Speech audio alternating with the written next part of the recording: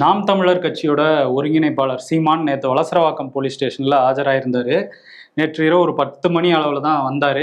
CM function வந்து 9:15 வரையும் அவரோட அந்த பிறந்தநாள் விழா நடந்துட்டு இருந்தது. அது முடிஞ்சதுக்கப்புறம் தான் வந்து போலீஸ் ஸ்டேஷனில் ஆஜரானார். 10 மணிக்கு பலத்த போலீஸ் பாதுகாப்பு போட்டிருந்தாங்க அந்த வலசரவாக்கம் போலீஸ் ஸ்டேஷனுக்கு. நாத்தாக்கா நிர்வாகிகள்லாம் முன்னாடியே அங்கே வந்துட்டாங்க. அதுக்கப்புறம் 10 மணிக்கு போய் ஆஜரானவர் 11:15 அளவில் வெளியே வந்தார். 1.25 மணி நேரம் நிறைய கேள்விகள், கிட்டத்தட்ட 60 கேள்விகள் சீமான் கிட்ட கேட்டதா சொல்லியிருக்காங்க.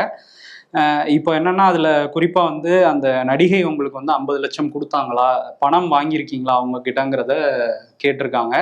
இது மாதிரி நிறைய கேள்விகள், ஏற்கனவே கேட்கப்பட்ட கேள்விகள் தான் என்கிட்ட கேட்டாங்கன்னு சீமானும் வந்து சொல்லியிருக்காரு. திரும்ப விசாரிக்கிறதுக்கான கேள்விகள் இன்னும் இருக்கு அப்படின்னு காவல்துறை தரப்புல சொல்றாங்க. திரும்ப சம்மன் கொடுப்பாங்களா அப்படிங்கிறதெல்லாம் வெயிட் பண்ணி பார்க்கணும். இதுக்கிடையில அவர் வந்து உச்சநீதிமன்றத்துல மேல்முறையீடு பண்ணியிருக்காரு.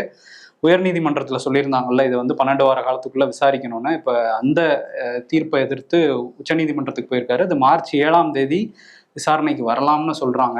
பார்ப்போம், அதுக்கிடையில திரும்ப சம்மன் கொடுக்குறாங்களாங்கிறதெல்லாம் வெயிட் பண்ணி தான். ஏன்னா மார்ச் 8 பெண்கள் தினம், தொடர்ந்து வந்து ஒரு நேற்று நிறைய பெண்கள் வச்சுட்டு ரொம்ப சொல்லக்கூடிய வார்த்தைகள்லாம் வந்து சொல்லிக்கிட்டு இருந்தாரு.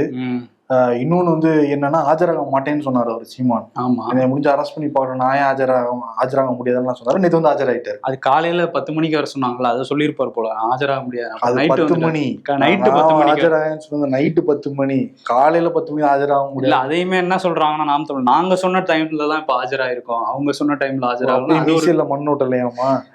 சரி, ஓகே. சீமான் அப்படி பேசிக்கிட்டு இருக்காரு. அப்ப வெளியூர்ல இருந்து சென்னை ஏர்போர்ட்டுக்கு வந்தவரும் திருப்பி இன்னொரு சச்சியான தான் பேசியிருக்காரு.